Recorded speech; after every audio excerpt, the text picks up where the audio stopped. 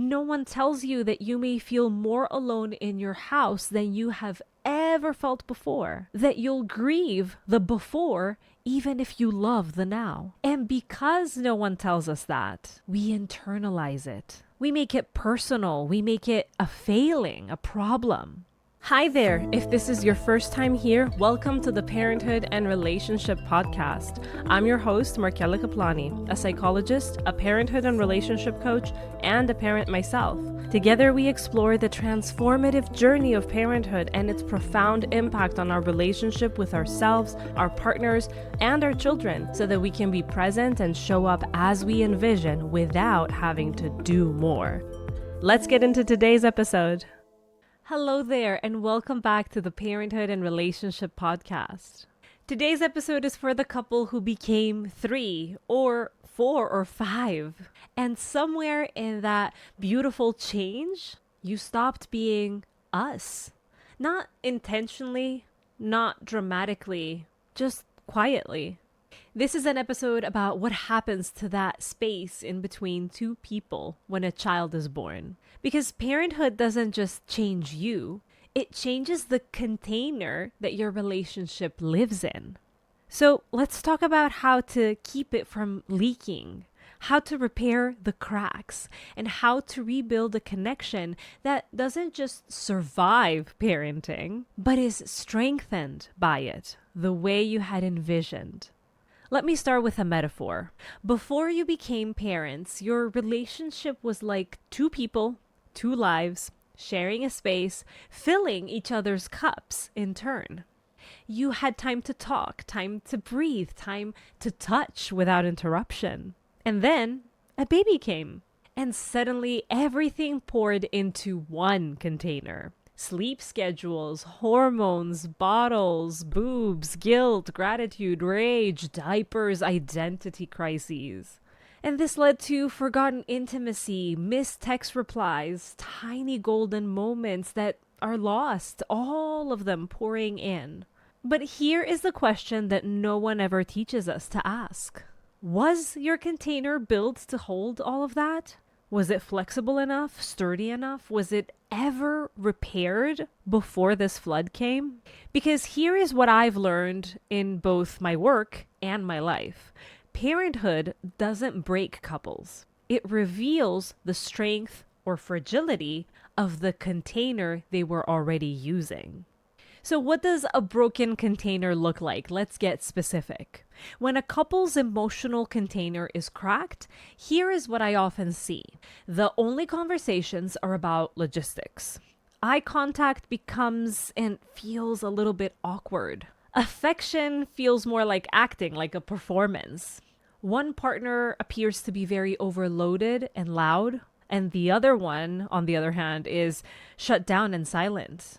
Sex becomes non-existent or mechanical. Every interaction feels like one person is trying not to break and the other one is trying not to be blamed.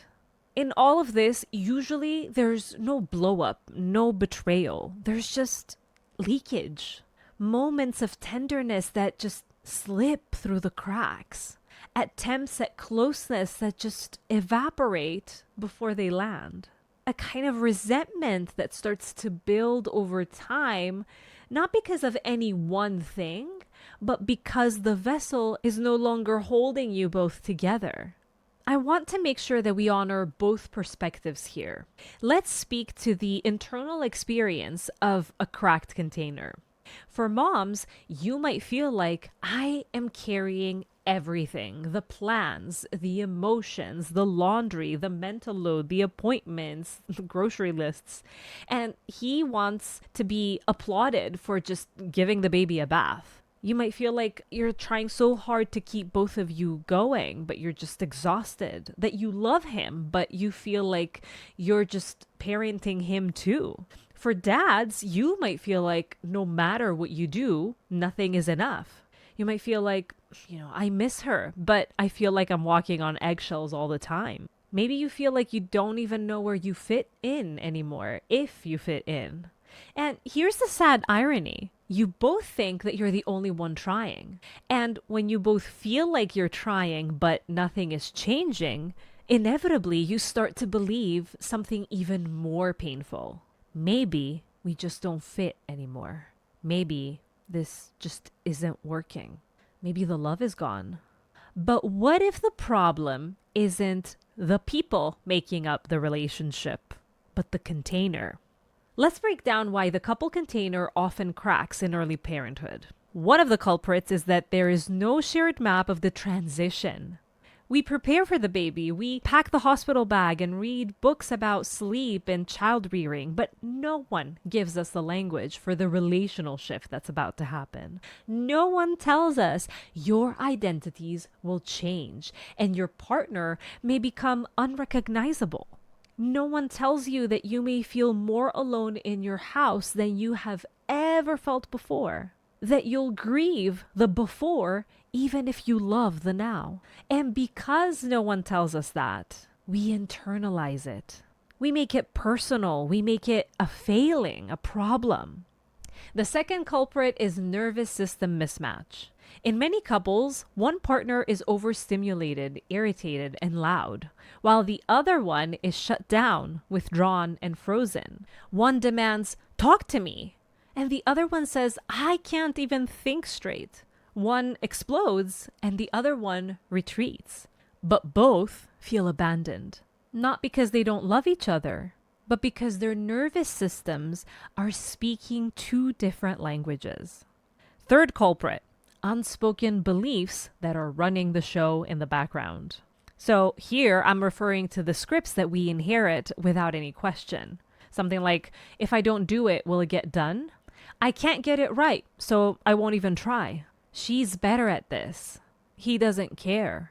These beliefs become the walls of your container, rigid but brittle, full of unspoken rules and quiet punishments. So let's break this cycle with micro movements, the small, often overlooked actions that are more powerful than big conversations ever could be. None of these are fixes, but they are invitations. They work best when offered with openness, not urgency. Here are 3 that you can try together. For one, name the pattern, not the person. Instead of saying, "You never talk to me anymore," or "You always get defensive when I try to tell you something," you can try saying, "I think we're stuck in a loop where I chase and you retreat. I wonder if we both feel misunderstood, but just in different ways."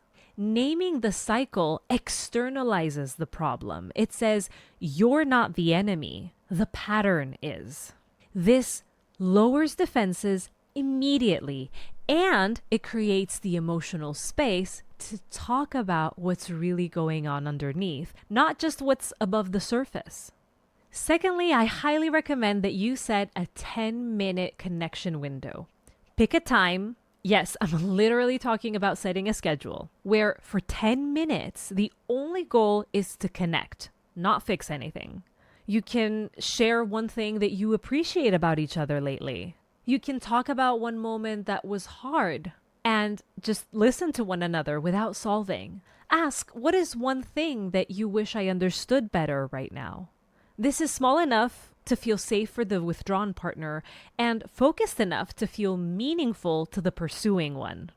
One couple I worked with decided to place a sticky note on the coffee machine that said, 10 minutes of us before the world. It really clicked for them. Thirdly, when you're the one that is bringing something up, start with a regulating cue before the content. Reach for your partner's hand. Sit down beside them. Say, "I'm not upset. I just want to share something from the heart." This matters because when your nervous system feels alert, nothing will get through. If you haven't listened to the previous 2 episodes, I highly recommend that you do, because that is where I break down why the advice that we hear left and right that we need to be having honest conversations skips a step. Because if our nervous systems are feeling threatened, nothing is registering. So it is extremely important that the first thing that you do before you say anything is that you lower the defenses, that you make your partner's nervous system feel safe. And that is why what I'm telling you now matters.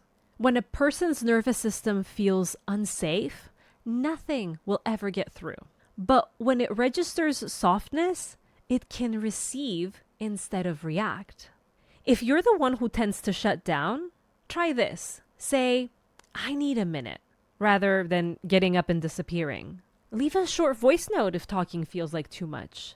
I care. I just need a little bit of time to process. Even these few words can change the dynamic. Remember, the goal isn't to change each other. It is to find ways to co-regulate together. This pattern, where one of you reaches and the other one retreats, may feel like the relationship is doomed, that something happened and it's ruined you. But what's really happening is that something vulnerable is trying to be protected on both sides. Now, while this is not the end, if unaddressed for a long time, it causes erosion. The pursuer inevitably burns out. The one that withdraws shuts down further. Intimacy becomes something that you used to have instead of something that you're still growing.